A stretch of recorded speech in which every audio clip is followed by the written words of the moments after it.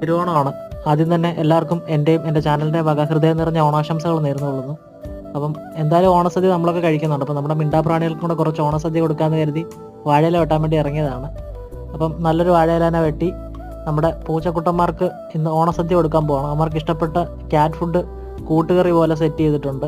പിന്നെ അതുപോലെ തന്നെ കുറച്ച് ഉപ്പേരി, പിന്നെ ചോറ്.